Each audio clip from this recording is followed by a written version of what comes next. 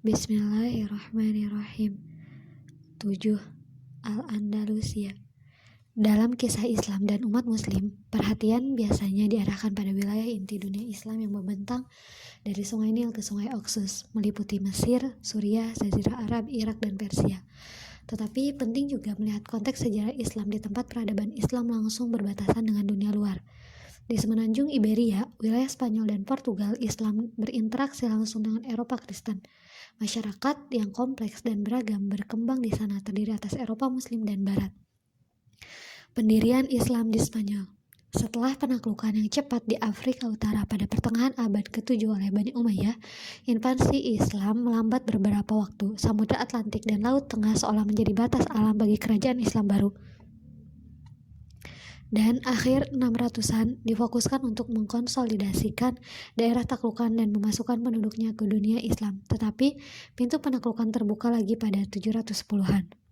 Ketika pasukan muslim mulai merambah semenanjung Iberia dan memasukkan daerah jauh lain ke dalam kekuasaan Islam,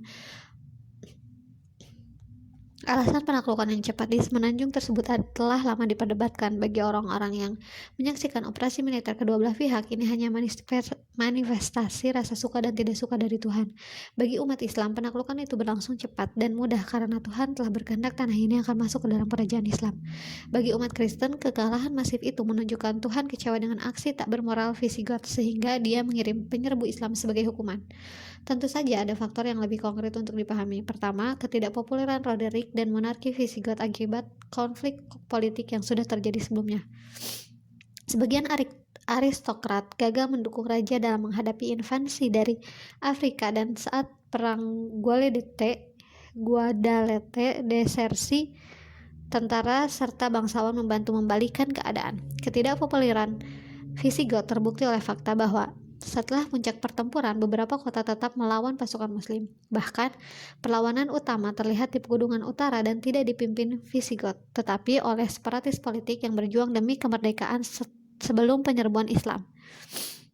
Kota-kota utama di wilayah Visigoth dengan cepat menyerah kepada pasukan Islam, yang menjanjikan persyaratan penyerahan diri yang lebih menguntungkan dan otonomi lokal.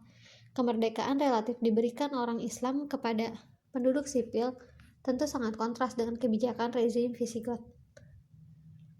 Setelah penaklukan, dimulailah pemukiman Islam. Pola permukiman di sini berbeda dari sebagian timur tengah, yang menempatkan pasukan di kota garnisun yang diorganisasikan oleh otoritas Rasyidun dan Umayyah. Di Andalusia, sebagian besar penempatan pemukiman tak terorganisasi dan sembarangan. Umat muslim pun tak membatasi diri di kota garnisun dan malah memilih menjadi pemilik tanah di seluruh semenanjung. Imigran Berber cenderung bermukim di daerah utara dan barat, mencari area pengembalaan seperti daerah asal mereka di Afrika Utara. Suku Arab yang datang ke Andalusia kebanyakan berasal dari Yaman dan sudah lama bertani. Oleh karena itu, mereka kebanyakan bermukim di daerah subur di selatan dan di kota utama seperti Cordoba, Valencia, dan Zaragoza. Baik suku Arab maupun Berber, banyak yang menikahi penduduk lokal dan akhirnya menciptakan masyarakat unik baru yang menggabungkan aspek budaya Arab, Berber, dan Hispanik. Penguasa Umayyah. Dalam beberapa dekade pertama pemerintahan Islam, Andalusia tak lebih dari sekedar provinsi jauh dan sepi dari kekhalifahan Umayyah yang luas. Keadaan berubah pada 750-an saat Abbasiyah berhasil menggulingkan keluarga Umayyah. Di Suriah, sebagian besar anggota keluarga Umayyah dipenjara atau dihukum mati. Salah seorang Umayyah muda berhasil lolos dari pembunuhan. Abdul Ar-Rahman, pangeran berusia 20 tahun, melarikan diri dari Damaskus pada 750 Masehi persis di depan hidung pasukan Abbasiyah. Ia memulai perjalanan epos melintasi dunia Islam untuk mencari bantuan dan dukungan setelah seluruh keluarganya mati. Ibunya seorang Berber sehingga ia mencari bantuan dari tanah asal Berber di Afrika Utara. Selalu selangkah di depan tentara pengejar Abbasiyah, akhirnya ia mendapatkan dukungan bagi keluarga Umayyah di Andalusia pada 755 Masehi. Di sana ia menobatkan diri sebagai penguasa negara Umayyah dengan Cordoba sebagai ibu kota yang secara politis terpisah dari Abbasiyah di Baghdad menjauh di sana. Perjalanannya dari Suriah ke daerah barat yang jauh membuatnya mendapat julukan Ad-Dakhil, sang imigran. Emirat Umayyah yang didirikan Abdul Ar-Rahman Ad-Dakhil menjadi kawah percampuran budaya selama berabad-abad setelah kekuasaannya. Orang-orang dari dunia Islam terus bermigrasi ke sini dengan membawa aspek budaya tempat asal mereka. Selain itu, sebagian besar penduduk asli Hispanik masuk Islam pada akhir 800-an dan awal 900-an. Menjelang 950 Masehi, setiap setengah penduduk semenanjung Iberia kemungkinan Muslim, dan menjelang 1100-an orang Kristen hanya berkisar 20% dari jumlah penduduk. Muslim Arab, Berber, dan Hispanik bergabung menciptakan budaya Andalusia unik yang menyajikan latar belakang dan tradisi beragam di bawah bendera Islam. Bahkan orang Kristen yang tinggal di Andalusia mengadopsi budaya Islam dan mengembangkan bahasa, seni, dan adat Arab. Pengaruh budaya dan bahasa ini masih tampak hingga sekarang dalam bahasa Spanyol, yang tetap memakai banyak kata pinjaman dari bahasa Arab. Orang Yahudi juga dapat mendapat manfaat besar dari masyarakat Andalusia. Di seluruh Eropa, orang Yahudi hampir tidak diterima pada abad pertengahan dan pembunuhan berencana menjadi ancaman tetap bagi mereka.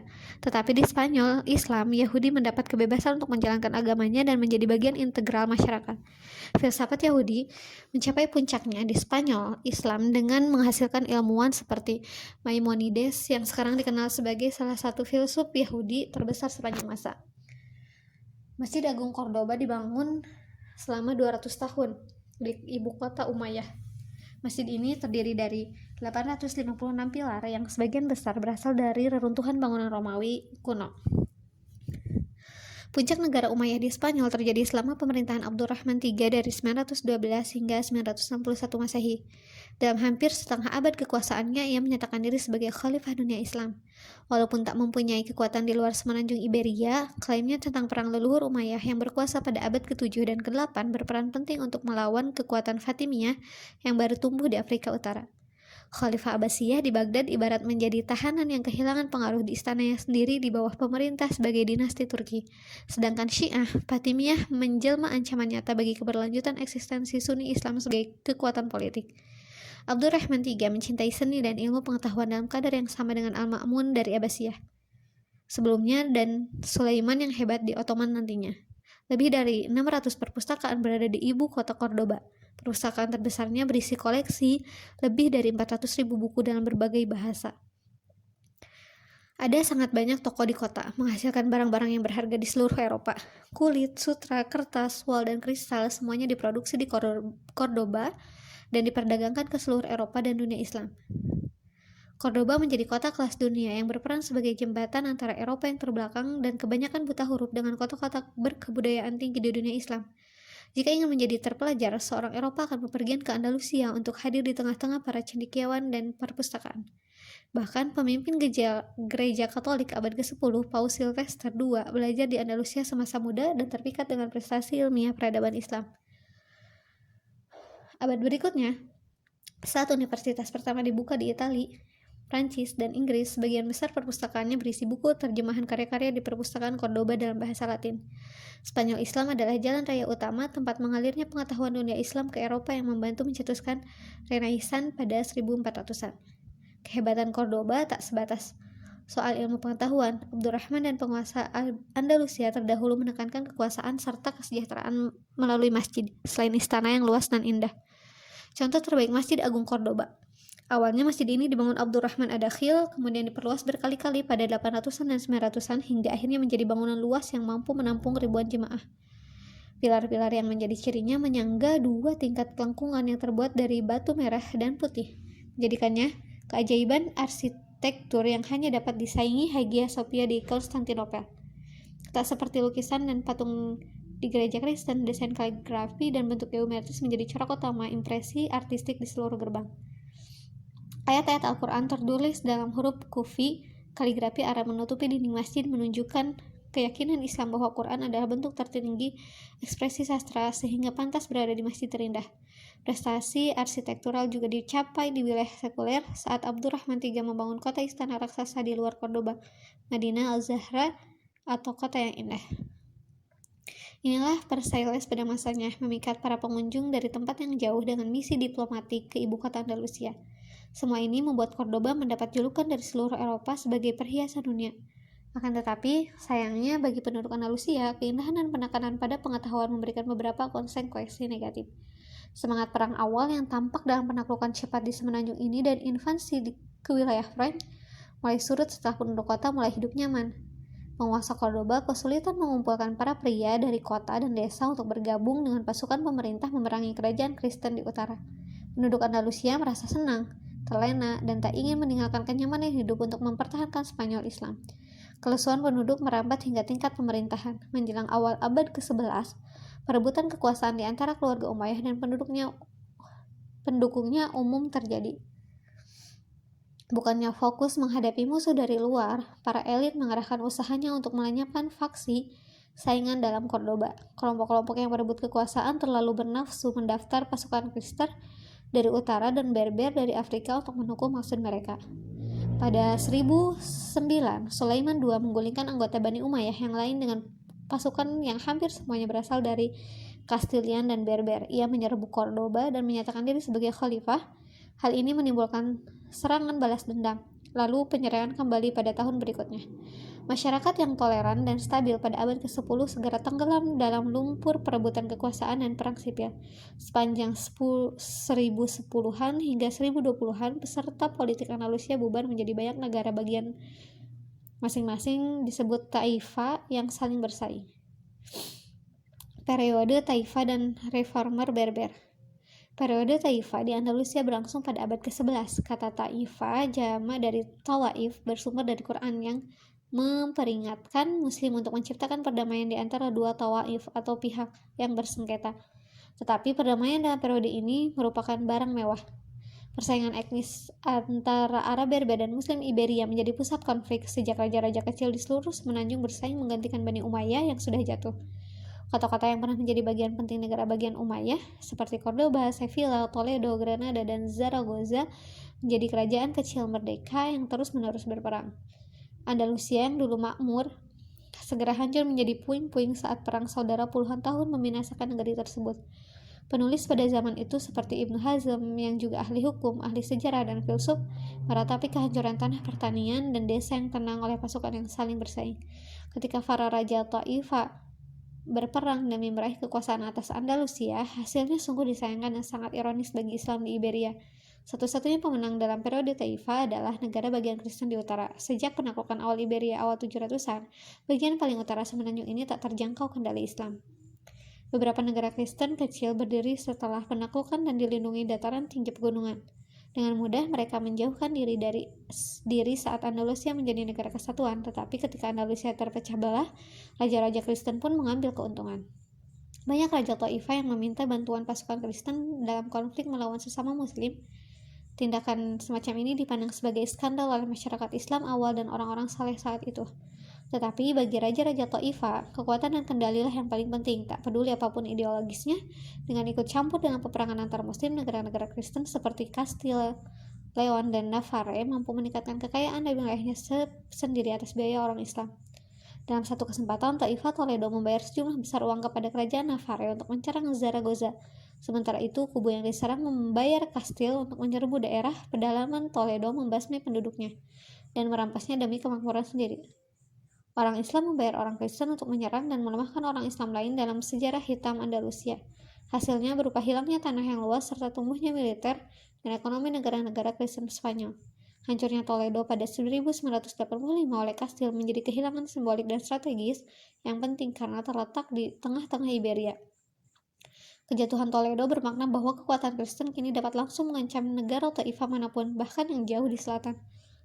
Baru saat itulah para raja Taifah sadar mereka tidak dapat bertahan melawan raja-raja Kristen lebih lama lagi dan mulai meminta bantuan dari dunia Islam lainnya. Pertolongan itu datang dan dalam bentuk gerakan Puritan dari Afrika yang dikenal dengan nama Murabitun. Gerakan Murabitun didirikan di gurun Maroko di sepanjang rute perdagangan yang menghubungkan Afrika Utara dan kerajaan-kerajaan kaya di Afrika Barat. Penduduk di sana adalah orang Berber yang telah masuk Islam berabad-abad lalu setelah menaklukkan Islam di Afrika Utara pada 600-an. Menjelang abad ke-11, hampir seluruh suku Berber bernama Islam, namun banyak dari mereka yang berpegang pada keyakinan dan peribadatan pra-Islam. Aliansi suku pra-Islam sungguh kuat, seperti persaingan suku Arab pra-Islam di Jazirah Arab. Salah seorang ahli teologi Berber, Abdullah bin Yasin, berusaha membawa masyarakat Berber lebih dekat dengan Islam tradisional pada pertengahan abad ke-11. Ia menamakan gerakannya Murabitun yang berarti orang yang berpegang teguh, mengutip ayat Al-Quran yang menuntut Muslim untuk berpegang teguh di jalan Allah. Bahasa Spanyol dan Inggris menyebutnya sebagai dinasti Almoravid, nama yang dikenal sekarang. Pada dasarnya gerakan ini sederhana, sesuatu yang membuatnya kian populer. Ibnu Yasin mendeklarasikan bahwa Murabitun punya 3 tujuan: memperjuangkan kebenaran, mencegah ketidakadilan, dan menghilangkan pajak-pajak yang tak islami. Dan jika 2 golongan dari orang beriman itu berperang, hendaklah kamu mendamaikan keduanya. Tetapi kalau yang satu melanggar perjanjian terhadap yang lain, hendaklah yang melanggar perjanjian itu kamu perangi sampai kembali pada perintah Allah. Al-Hujurat ayat 9. Gerakan Murabitun berkembang dengan pesat sepanjang abad 11 tanpa penaklukan. Pesan mendasar dan gaya hidup sederhana Murabitun tampak menarik bagi suku-suku Berber. Hal ini mengingatkan akan kesederhanaan dan kelugasan Nabi Muhammad. Sama seperti banyak orang Arab menerima Islam dengan sukarela pada abad ke-7, sebagian besar suku Berber bergabung dalam persekutuan Murabitun tanpa paksaan. Menjelang 1180-an, gerakan ini meluas dari Afrika Utara ke daerah kaya Ghana di Afrika Barat. Pertumbuhannya yang cepat dari Gunung Sahara memperlihatkan perbedaan yang mendasar dari Islam Spanyol. Saat peradaban Islam mapan sudah ada di Andalusia selama ratusan tahun, gerakan Murabitun menjauh dari kekayaan dan kemewahan kehidupan kota. Para pejuang Berber tangguh dan siap bertempur. Inilah sifat yang diperhatikan oleh raja-raja Taifah kecil di Andalusia. Saat Reconquista Kristen mengancam eksistensi Spanyol Islam, para raja Taifah memohon bantuan kepada Murabitun. Di bawah pimpinan Alfonso dari Kastil pada akhir 1000-an, Reconquista mencapai benteng kota Sevilla, sebuah pusat politik utama Islam di Spanyol. Maka Raja Sevilla bersama para pemimpin Islam yang saling bertengkar di Iberia mengirim pesan kepada Murabitun atas nama Persatuan Islam untuk melawan Kristen sebagai musuh bersama.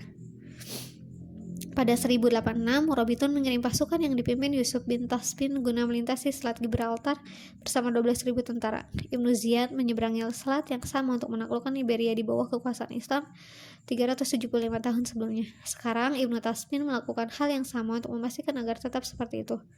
Akan tetapi, tampak jelas bahwa ini bukanlah operasi penaklukan. Ibnu Taspin datang karena diminta oleh para raja Andalusia dan sepertinya tak berminat mencaplok wilayah itu atau menjadikannya bagian dari kerajaan Murabitun. Dengan demikian, kemudian pasukannya bertemu dengan tentara Sevilla dan bertempur melawan Alfonso dalam perang Zalaco pada Oktober 1008 Masehi di dekat Badajoz.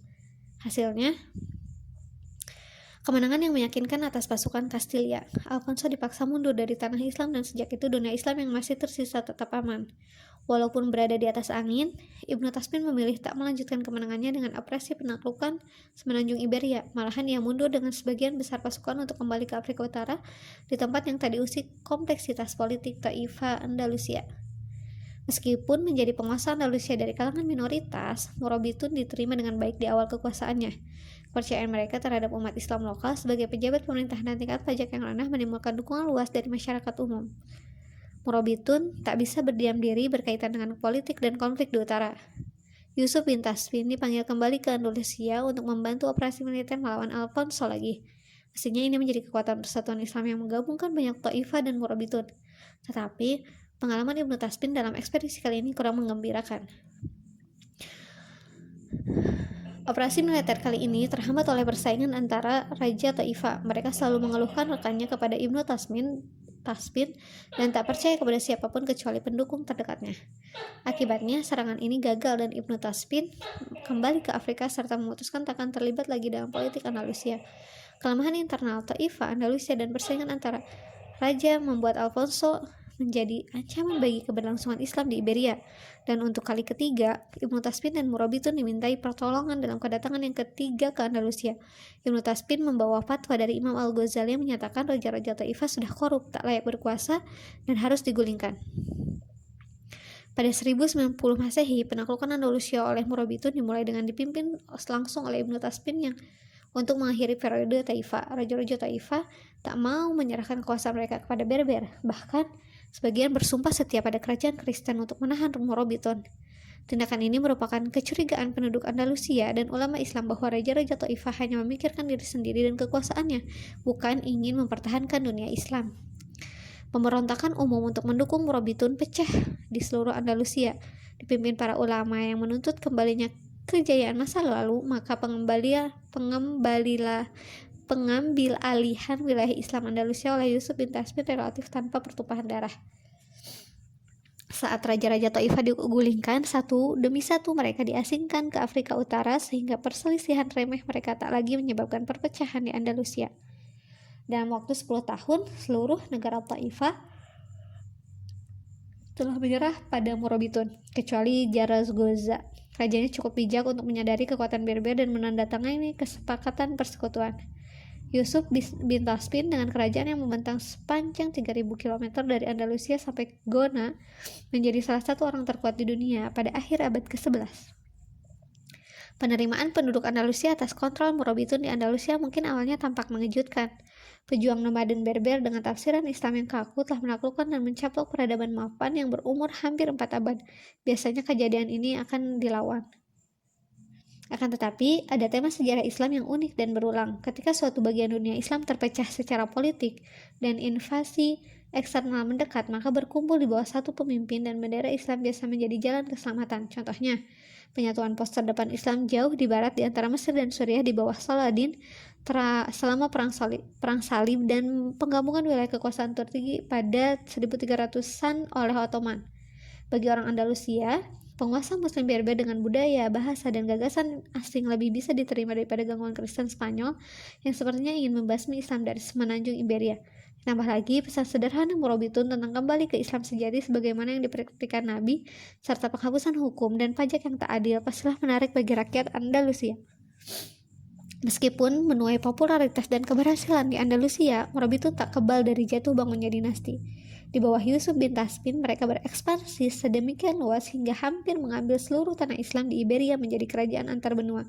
Tetapi mereka gagal mendapatkan kembali wilayah yang telah dikuasai Kristen. Toledo yang pernah menjadi kota besar Islam hilang selamanya. Kerajaan Kristen hanya dihentikan, tak dihancurkan. Anak Ibnu Taspin, Ali, yang tak tumbuh di gurun seperti ayahnya, dan walaupun ia pemimpin yang baik, tak punya kemampuan untuk memperluas kerajaan melalui perang. Saat kali pertama masuk ke Andalusia pada akhir abad ke-11, popularitas Morobitun berasal dari kenyataan bahwa mereka akhirnya mampu mengalahkan pasukan Kristen yang mengganggu. Saat raksasa militer Morobitun mulai menurun dan Kristen memerangi peperangan melawan Islam sekali lagi pada abad ke-12, kehadiran mereka di Andalusia mulai dipertanyakan. Bahkan, pemberontakan terjadi di Cordoba, bekas ibu kota Umayyah. Di sana, rakyat mulai muak dengan Morobitun sebagai penguasa kota yang tak bisa ditemui dan asing. Akan tetapi, kejatuhan Morobitun sesungguhnya akan diawali dari Afrika Utara, tempat asal mereka. Gerakan keagamaan Berber lainnya mulai tumbuh di pegunungan Atlas yang menjulang di atas ibu kota Morobitun, Marrakas. Mereka menamakan diri Muwahhidun yang berarti monoteis. Pemimpin gerakan baru ini Ibnu Tumart berdakwah bahwa Morobitun telah menyimpang dari ajaran Islam yang benar dan kemewahan Andalusia telah merusak dan membuat mereka terlena. Gerakan Muwahhidun juga memiliki pendirian teologi yang sangat kuat. Mereka berpendapat bahwa pembaruan keagamaan merajalela di seluruh Andalusia dan Afrika Utara. Suku-suku Berber yang sebelumnya mendukung gerakan Muwahhidun Suku-suku Berber yang sebelumnya mendukung Morobitun mengalihkan kesetiaan dan bergabung dengan gerakan Muwahhidun sepanjang 1120-an dan 1130-an. Pada 1147 Masehi, mereka sudah cukup kuat untuk menantang Morobitun secara terbuka, turun dari pegunungan dan sukses menyerbu Marrakas. Dalam setahun, seluruh Maroko sudah kalah di bawah Muwahhidun. Terpusatnya perhatian Morobitun pada gerakan Muwahhidun yang tumbuh di Afrika menyebabkan Andalusia diabaikan secara militer. Hal ini diiringi ketidakpuasan umum penduduk Andalusia, mengantarkan munculnya periode Taifah kedua yang dimulai pada 1144 Masehi. Sekali lagi, faksi-faksi bersaing bangkit di semenanjung Iberia. Semuanya berusaha mendapatkan kekuasaan atas wilayah Muslim lain. Satu-satunya pemenang adalah kerajaan Kristen yang bisa mengambil keuntungan dan memperluas wilayah mereka melalui perang melawan Muslim. Masyarakat luas mendukung penggulingan penguasa Morobitun di Andalusia, tetapi sepertinya tak mampu menyediakan upaya alternatif yang dapat dilaksanakan. Mereka masih tak bersedia angkat senjata dan bergabung dengan pasukan jihad dalam urusan apapun. Maka, seperti pada periode Taifah pertama, para raja Taifah mengandalkan bantuan militer dari kerajaan Kristen yang menyedot biaya. Mengikuti jejak Yusuf bin Taspin dan Torik bin Ziyad, sekarang Muwahhidun yang dipimpin penerus Ibnu Tumart bernama Abdul Mukmin masuk ke Andalusia pada 1945 Masehi. Ia berusaha melakukan pencaplokan wilayah tepat saat Kristen Spanyol dan Portugis mulai maju ke daerah Taifah Muslim dalam 1 tahun. Malaga dan Sevilla ditaklukkan. Pada 1150 Masehi, Cordoba dan Jaén direbut dari Raja Taifanya. Menjelang wafatnya Abdul Mukmin pada 1163, seluruh sisa Spanyol Islam menjadi bagian kerajaan Muwahhidun. Tetapi sayang bagi Muslim Spanyol, yang tersisa hanya bagian selatan Semenanjung. Dataran tengah Semenanjung Peninsula dan Partai Timur dipertahankan dengan sangat kuat oleh kerajaan-kerajaan Kristen yang dipimpin Kastil, Portugal, dan Aragon. Prestasi dan kerajaan besar yang dibangun Muslim Spanyol selama era Umayyah menjadi kenangan yang tak mungkin ditiru. Sekarang jelas bagi penduduk Andalusia bahwa momentum di Semenanjung ini mendukung Kristen, dan prioritas utama mereka bukanlah membangun kota besar serta memajukan pengetahuan, melainkan mempertahankan diri dari serangan gencar Kristen. Kedatangan Muwahhidun mendorong kebangkitan Islam. Andalusia memusatkan perhatian pada ibadah Islam. Munculnya banyak ulama di Semenanjung ini menjadi saksinya. Mungkin yang paling termasyhur di antaranya Ibnu Rushd, yang dikenal sebagai Averroes di Eropa. Seolah membangkitkan kembali cendekiawan Muslim terdahulu pada masa keemasan, ia seorang serba bisa yang menulis tentang berbagai topik dari filsafat, fisika, hingga psikologi. Sumbangannya yang paling langgeng di bidang fikih, walaupun mengikuti mazhab fikih Maliki. Sebagaimana umumnya orang Afrika Utara dan Andalusia, ia mengarang ensiklopedia perbandingan fikih berjudul Bidayat al-Mujtahid wa Nihayat al-Muqtasid. Berabad kemudian, buku ini tetap menjadi salah satu buku fikih utama yang memerinci perbedaan pendapat dari banyak mazhab dalam Islam. Mistikus Ibnu Arabi dan Abul Al-Hasan Al-Sadili juga muncul selama dinasti Muwahhidun. Mereka berusaha menginspirasi Muslim secara spiritual untuk memperbaiki hubungan dengan Tuhan. Tak diragukan lagi, ini merupakan reaksi atas iklim politik yang suram di Andalusia dan Afrika Utara. Muwahhidun sebagian besar mengikuti pola yang sama dengan Murabitun. Keduanya muncul dari lingkungan gurun yang keras di Maroko. Mereka berusaha memperbaiki hal-hal yang dipandang sebagai penyakit sosial dan kelemahan politik di wilayah itu. Keduanya menahan Reconquista Kristen di Iberia. Dan keduanya melemah saat generasi penerus kehilangan semangat dan dorongan yang dikembangkan nenek moyangnya di gurun Afrika Utara. Di Andalusia, Muwahhidun mengalami kemunduran saat konflik keluarga berebut kekuasaan mengemuka. Akhir abad ke-12 menjadi saksi timbulnya perang saudara di Andalusia digabung dengan majunya kerajaan Kristen. Tetapi kali ini tak ada gerakan keagamaan Berber yang baru untuk menggantikan tempat mereka. Granada. Seperti yang telah dilakukan selama ratusan tahun, Kristen Spanyol mengambil keuntungan dari kelemahan dan perpecahan Islam. Paus Innocent II bahkan menyerukan perang salib pan-Eropa untuk menyerang Muwahhidun. Pada 1212, para ksatria Spanyol, Portugis, Prancis, dan Inggris berkumpul di dekat rangkaian pegunungan Sierra Morena yang menjadi batas antara kekuatan Islam dan Kristen di Iberia. Di bawah pimpinan Alfonso VIII dari Kastil, pasukan perang salib berhasil melintasi pegunungan untuk menyeberang serombongan besar pasukan Muwahhidun di perang Las Navas de Tolosa atau Al-Uqab menurut umat Muslim.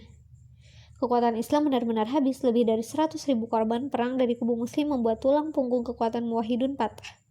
Alasan kekalahan peperangan itu tak sepenting akibat bencana tersebut. Tak berdaya menahan Kristen, satu demi satu kota Islam mulai jatuh antara 1228 dan 1248. Valencia, Sevilla, Badajoz, Mallorca, Murcia, Jaén, dan kota-kota lainnya runtuh dalam serangan gencar Kristen. Pada 1236, Cordoba jatuh ke tangan Kastilia, ibu kota bersejarah di awal Islam Spanyol dengan masjid agung, perpustakaan, istana, dan taman yang monumental tak mampu menahan pasukan Kastilia. Masjid tersebut dipaksa berubah menjadi katedral Katolik dengan kapel raksasa di tengah bangunan.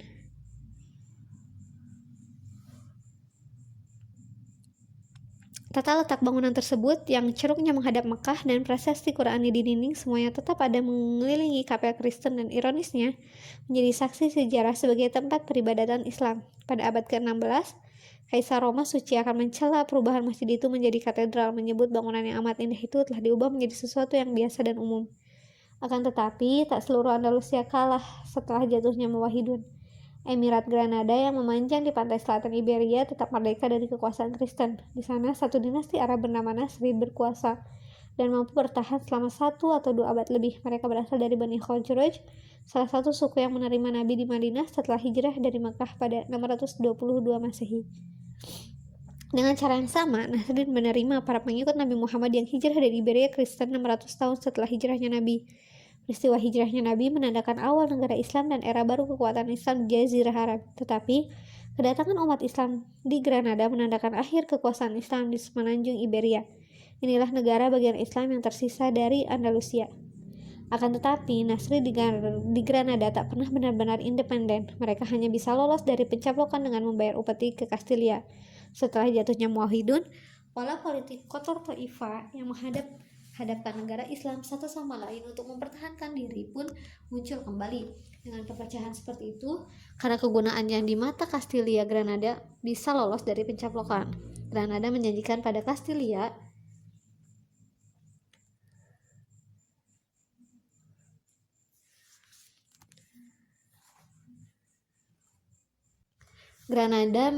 pada Kastilia bantuan militer dan upeti emas yang berasal dari tambang kaya di Mali, Afrika Barat. Bahkan Nasrin membantu beberapa penaklukan Kristen atas kota-kota Andalusia lain pada pertengahan abad ke-13. Selain itu, orang luar mendominasi ekonomi Granada, misalnya pedagang dari kota negara Italia yang sedang naik dan mengontrol ekspor ke Eropa. Perdagangan dua arah dengan dunia Islam lainnya hampir tak ada, hanya Kristen Eropa yang mendapatkan manfaat dari sumber daya Granada yang perlahan mengering. Sistem semacam ini jelas-jelas tak akan bertahan lama. Meskipun dalam posisi bertahan di pinggir selatan Iberia, pada akhir kemunduran yang panjang dan menggemparkan tradisi Islam dalam arsitektur yang indah, serta megah berhasil mendirikan monumen terakhir bagi Islam di Spanyol. Alhambra menjadi benteng pertahanan yang terletak di atas karang dengan pemandangan ke kota Granada. Benteng ini berfungsi selama ratusan tahun sebelum kebangkitan Nasrid. Para emir Granada memilih mengembangkan dan memperindah benteng tersebut sebagai istana, dan seiring gelombang kedatangan muslim dari seluruh Andalusia, istana tersebut menjadi contoh sempurna tentang seluruh sejarah artistik Islam Spanyol. Lengkung tapal kuda Umayyah serta pola geometris Morobitun dan Muwahhidun yang terkenal dilengkapi inovasi Granada dan arsitektur Kristen baru berpadu menciptakan bagian puncak yang unik. Taman, air mancur, dan serambi bertiang menciptakan lingkungan yang mengingatkan pada kota-kota Andalusia yang telah jatuh seperti Cordoba dan Sevilla. Akan tetapi, Alhambra lebih dari sekadar replika monumen sebelumnya. Istana ini juga menciptakan gaya yang sepenuhnya baru yang kemudian ditiru Eropa dan dunia Barat. Alcazar dari Sevilla yang dibangun sebagai istana kerajaan oleh Kastilia tak lama setelah Alhambra meniru mentah-mentah gaya istana Nasrid, termasuk taman, halaman dalam, dan lingkungannya. Sekolah dan masjid di seluruh Afrika Utara juga mendapatkan inspirasi dari Alhambra, menjadikannya warisan arsitektural selama berabad-abad. Mungkin ciri Alhambra yang paling mengejutkan adalah semboyan Emirat Granada yang diplester di seluruh dinding. Wala ghalib ilallah, yang berarti tiada pemenang selain Allah. Ini semboyan yang pas bagi sebuah negara bagian yang menampilkan sisa-sisa peradaban Islam di Andalusia. Bahkan saat musuh mengepung Granada yang rentan, semboyan tersebut mengingatkan bahwa keimanan mereka kepada Tuhan yang Maha Kuasa tak dapat dikalahkan. Meskipun terjadi kemunduran politik di semenanjung itu, mungkin yang paling ironis adalah kenyataan bahwa slogan tersebut tetap terpasang di dinding, bahkan setelah Raja Kristen yang menang mendiaminya pada 1492 Masehi. Saat Granada menyongsong ujung masa keemasan Andalusia, di lingkungan politik di sekitar terus melemahkannya sehingga membawanya pada kehancuran. Ancaman Kastilia pada Nasri di utara tetap menjadi masalah. Upeti tahunan hanya memperkuat negara Kristen dan melemahkan Granada. Sementara itu, dinasti Marinid Berber yang menguasai Afrika Utara juga muncul sebagai ancaman sehingga Granada dikelilingi negara-negara yang memusuhinya. Toh di tengah lingkungan yang tak mendukung, Granada bisa bertahan menghadapi kemajuan Kristen. Granada dapat bertahan dengan sangat kuat karena dilindungi rangkaian pegunungan dan banyak benteng bertebaran di wilayahnya. Emirat Granada pun mampu lolos dari penaklukan yang telah menjatuhkan Andalusia. Akan tetapi, bukan invasi eksternal yang membawa akhir bagi Islam Spanyol, melainkan perselisihan internal. 1480-an adalah tahun intrik istana dan konflik keluarga. Emir Granada Abu Hasan digulingkan dan diasingkan oleh anaknya sendiri Abdullah Muhammad pada 1482. Muhammad yang dikenal sebagai Boabdil oleh orang Spanyol dinyatakan sebagai pemberontak terhadap Tuhan oleh golongan utama golongan ulama Granada, dan sungguh tindakannya itu menyebabkan semakin turunnya politik Islam di semenanjung Iberia. Saat ia mengumpulkan pasukan untuk melawan ayahnya, Castilla tidak menyurutkan tekanan terhadap Granada. Perpecahan Islam ditambah artileri canggih di tangan Kristen membuat perebutan benteng-benteng strategis di seluruh wilayah Granada berlangsung cepat. Hanya beberapa dekade setelah Ottoman menggunakan meriam untuk menaklukkan Konstantinopel pada 1453 dan memasukkan Islam ke Eropa Timur, pasukan Kristen menggunakan teknologi yang sama untuk menghapusnya dari Eropa Barat. Sepanjang sejarah Andalusia, ketika angin berpihak pada Kristen, Muslim Afrika Barat akan datang menyelamatkan saudara seimannya. Tetapi akhir abad ke-16 hal itu tak terjadi. Kerusuhan sipil di Afrika Utara menyebabkan penguasanya sibuk dengan masalah sendiri, dan usaha diplomatik Castilla secara efektif telah mencegahnya terlibat dalam urusan Granada. Dinasti Mamluk di Mesir sudah dimintai pertolongan oleh Granada, tetapi hanya bisa menawarkan bantuan simbolis. Granada harus mencari cara untuk menahan Kristen sembari menangani perang saudara di antara mereka. Akhirnya tugas penting seperti itu terbukti mustahil. Kepemimpinan Muhammad hanya menambah kesengsaraan Granada. Castilla menangkapnya pada 1486. Selama dia ditahan, sang ayah mengambil kembali mahkotanya. Setelah setahun menjalani penahanan, Muhammad dilepaskan dengan bersumpah setia pada kerajaan Kristen. Memodalkan senjata dan pasukan yang dipasok Castilla, sekali lagi ia mampu menjadi emir Granada. Ia menimbulkan perang saudara kembali. Kali ini ia menghadapi pamannya. Ia berjanji tak terlibat dalam perang antara Castilla dan pamannya ketika sebagian besar emirat Granada ditaklukkan Kristen. Menjelang 1490 Masehi, Granada satu-satunya kota yang tersisa yang masih diperintah oleh Muslim di semenanjung Granada. Raja Katolik terkenal Ferdinand dan Isabella menyatukan Castilla dan Aragon, serta menyiapkan jalan bagi Spanyol modern. Mereka tak berniat membiarkan Granada bertahan sebagai kota Islam merdeka di tengah-tengah persatuan Spanyol Kristen meskipun sudah dibantu Muhammad. Pada 1490 dan 1491 menjelang kejatuhan Granada, secara perlahan Spanyol mendekati kota yang sendirian ini. Bahan-bahan pokok dihalangi masuk, pengungsi membanjiri kota, dan rasa putus asa menyelimuti penduduk. Sendirian dan tak adanya bantuan yang datang dari Muslim Afrika Selatan, mustahil Granada bertahan melawan Spanyol yang jauh lebih banyak dan lebih kuat teknologinya. Muhammad menyadari itu. Maka pada 25 November 1491, ia mengutus wazirnya untuk merundingkan syarat-syarat penyerahan pada monarki Katolik. Pada 1 Januari 1492, secara resmi Granada berpindah tangan ke Spanyol. Muhammad menyerahkan kunci gerbang kota tersebut dan Alhambra pada sang penakluk pada pagi hari, sehingga ketika penduduk kota terbangun, mereka menyaksikan bendera yang menyatakan, "Dan tak ada kemenangan selain Tuhan," yang berkibar di Alhambra diturunkan kali terakhir saat bendera Castilla menggantikannya. Bagi pihak Kristen, inilah pemenuhan yang menggembirakan setelah perjuangan selama 1 abad untuk mengkristenkan semenanjung Iberia. Bagi penduduk Muslim, inilah akhir negara yang paling tercerahkan, makmur, dan kuat yang pernah ada di dunia. Bagi sang emir yang ditaklukkan, yang ketidakmampuan politiknya langsung membuat hilangnya potongan Andalusia terakhir, pengasingan telah menunggu. Legenda menceritakan saat ia keluar dari kota, ia menengok ke belakang untuk kali terakhir dan mulai menangis. Ibunya mencela mengucapkan kalimat yang terkenal, "Jangan menangis seperti perempuan atas apa yang tak dapat kau pertahankan sebagai lelaki." Morisco. Sejarah politik Andalusia berakhir pada 1492 Masehi, tetapi ini bukanlah akhir dari penduduk Islam Spanyol. Masih ada sekitar 500-600 ribu Muslim dari total penduduk 7-8 juta di seluruh semenanjung Iberia. Sebagian besar berada di bekas Emirat Granada. Tak mungkin bagi monarki Katolik untuk memaksa keluar orang sejumlah itu dalam waktu singkat. Banyak wilayah di seluruh Iberia yang masih bergantung kepada penduduk Muslim untuk menjalankan ekonomi lokalnya. Pada 1492 Masehi, pemerintah Spanyol mengusir seluruh orang Yahudi dari tanahnya. Sultan Bayezid dari Ottoman memerintahkan agar militer dan gubernurnya menerima pengungsi Yahudi dari Spanyol. Sejumlah besar komunitas Yahudi, keturunan pengungsi Yahudi Spanyol, tetap bertahan di Istanbul hingga abad ke-20. Selain itu, Spanyol tak punya cukup warga untuk mengisi kota yang dikosongkan. Malahan awalnya Ferdinand dan Isabella mengambil pendekatan toleran terhadap minoritas Muslim. Umat Muslim memang kehilangan beberapa kedudukan sosial karena sekarang penguasanya berbeda agama, tetapi mereka mendapat kebebasan untuk melanjutkan ibadah sesuai keyakinan di bawah monarki Spanyol. Tak berarti Kristen tidak berusaha mengajak orang Islam berpindah agama. Setiap orang Islam yang suka rela berpindah agama akan mendapatkan kucuran hadiah, emas, kuda, dan barang berharga lainnya. Ini membuat sejumlah besar orang Islam masuk Kristen pada tahun-tahun setelah 1492 Masehi, yang mengejutkan dan mengecilkan hati pihak Kristen. Setelah mendapatkan hadiah, sebagian besar orang beralih agama akan sholat di masjid dan membaca Quran lagi. Karena Muslim mengambil keuntungan dari insentif yang ditawarkan dan tak mulus masuk Kristen, Gereja Katolik memutuskan mengambil pendekatan yang lebih keras.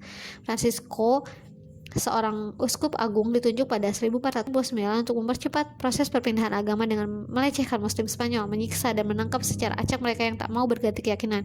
Ia menyatakan jika tak tertarik dengan jalan penyelamatan, para kafir itu harus diseret ke jalan tersebut.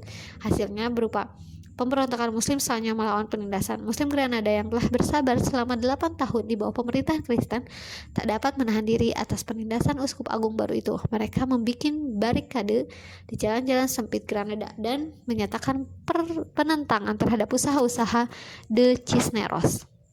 Pemberontakan ini memberikan alasan bagi monarki Katolik untuk menegur masyarakat Islam Spanyol. Pemberontakan Muslim diberi dua pilihan, hukuman mati atau masuk Kristen dengan ganjaran pengampunan resmi. Sebagaimana pilihan sebelumnya, Muslim Granada memilih masuk Kristen dan gelombang besar pembaptisan di kota yang tadinya mayoritas Muslim pun dimulai. Pemberontakan lebih lanjut terjadi di sekeliling pinggiran kota, tetapi Spanyol yang lebih kuat akhirnya mampu memadamkannya dalam beberapa tahun. Menjelang 1502, saat pemberontakan padam, otoritas Kristen memilih melarang Islam di seluruh Spanyol. Seluruh orang Islam diberi pilihan untuk pindah agama, keluar dari Spanyol atau mati. Seperti penduduk Granada, Muslim di seluruh Spanyol pun memilih masuk Kristen. Segera monarki Katolik dapat menyombongkan diri telah menjadikan semua penduduk beragama Kristen dalam beberapa tahun. Akan tetapi kenyataannya Islam tetap hidup di Spanyol di bawah tanah. Bekas Muslim yang disebut Morisco oleh Spanyol menyatakan masuk Kristen untuk menghindari hukuman yang tak kenal henti. Mereka tetap hidup sebagai Muslim secara rahasia di rumahnya sendiri. Otoritas Spanyol mungkin mencurigai Morisco tak tulus masuk Kristen, maka mereka menetapkan banyak hukum sebagai bagian dari Inkuisisi Spanyol sepanjang awal 1500-an untuk membersihkan Morisco dari masa lalu Islam mereka. Menyembelih binatang berdasarkan hukum Islam dinyatakan dilarang pada 1511 oleh dekret kerajaan. Perempuan tidak boleh menutup mukanya pada 1513. Selanjutnya, Morisco dilarang menggunakan pemandian umum atau menutup pintu rumah pada minggu untuk memastikan tak seorang pun menjalankan ibadah Islam secara diam-diam. Pernikahan harus dihadiri oleh orang Kristen lama untuk memastikan upacara perkawinan tidak diselenggarakan menurut hukum Islam. Pada 1526, berbicara dalam bahasa Arab tergolong perbuatan melanggar hukum dan Morisco dipaksa berbicara bahasa Kastilia termasuk ketika di rumah. Usaha memisahkan Morisco dari agama dan warisan budaya hanya membuat mereka semakin sembunyi-sembunyi dan menyebabkan mereka lebih bersemangat memegang teguh keyakinannya. Secara keseluruhan, Inkuisisi gagal menghilangkan Islam dari hati kebanyakan orang Morisco. Malahan, cara ini memaksa mereka menjadi lebih kreatif menghindari hukum. Banyak ulama menuliskan fatwa mengizinkan umat Muslim beribadah dengan cara yang tak tradisional untuk menghindari hukuman penguasa. Sebagai contoh, fatwa terkenal 1502 oleh mufti dari Oran, sekarang bernama Algeria, memperbolehkan wudhu tanpa air dengan menyentuh dinding bersih. Salat pada malam hari bukannya 5 kali sehari dan makan daging babi jika dipaksa. Perintah keagamaan secara terbatas dilakukan di rumah karena masjid dan sekolah ditutup atau diubah menjadi gereja Kristen. Akan tetapi bahasa Arab bertahan di balik pintu yang tertutup karena orang tua tetap mengajarkan ritual Islam dan ayat-ayat Al-Quran kepada anak-anaknya. Orang Morisco bernama Kristen akan tetap ke gereja hari Minggu, berdoa menurut ritual Kristen ketika di rumah yang dipanggil dengan nama Muslim rahasia, membaca Quran dan berdoa dengan cara Islam. Raja-raja Spanyol tak pernah mengabaikan kepercayaan rahasia Morisco. Bahkan 100 tahun setelah penaklukan Granada, jelas terlihat monarki Spanyol dan gereja Katolik gagal mengganti agama Morisco. Semakin banyak Morisco yang tertangkap oleh Inkuisisi saat sedang beribadah, dan hukuman yang dijatuhkan tak menggentarkan yang lain.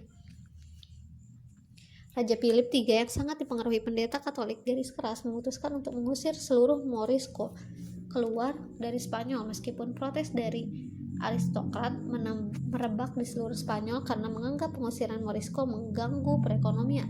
Dampak dekret kerajaan itu terasa pada tahun berikutnya. Seluruh desa Morisco dikosongkan, penduduknya dipaksa ke pantai tempat kapal-kapal dari Eropa menunggu untuk membawa mereka ke Afrika Utara. Morisco diizinkan membawa barang milik mereka sebanyak mungkin, tetapi Spanyol menyita tanahnya. Anak di bawah umur 4 tahun tidak diusir, tetapi diambil dari keluarganya untuk dipelihara sebagai anak Kristen. Di selatan Spanyol, sekali lagi terjadi pemberontakan. Pengusiran ini berarti Morisco yang menyamar sebagai Kristen tak perlu takut lagi menyatakan diri sebagai Muslim dan menimbulkan usaha terakhir mempertahankan Islam di semenanjung ini. Kali pertama dalam 100 tahun, azan kemudian berkumandang di lembah dan perbukitan Spanyol. Salat berjamaah yang tak pernah terlihat selama bertahun-tahun sejak kejatuhan Granada sekali lagi diadakan. Hari kejayaan Islam memang telah berlalu, tetapi para pemberontak, meski dengan cepat dapat dikalahkan Spanyol, mampu membangkitkan kenangan akan Andalusia dan 800 tahun sejarahnya untuk kali terakhir pada 1614. Seluruh orang Morisco sudah pergi dan pemberontakan dipadamkan. Ada laporan yang menyatakan tak bagaimana terdapat orang Morisco yang berhasil tetap tinggal di Spanyol dan terus mengamalkan ajaran Islam secara sembunyi-sembunyi selama sekian abad. Tetapi kepingan komunitas muslim ini tak lebih dari bayangan di Andalusia. Meskipun telah memberikan sumbangan bagi sejarah semenanjung Iberia dan Eropa, Islam sudah lenyap dari Spanyol. Tetapi meski mengalami kejatuhan di titik terluar barat, Islam mulai bangkit kembali di timur. Tempat Ottoman akan memperkenalkan Islam kembali ke Eropa dan memimpin masa keemasan baru.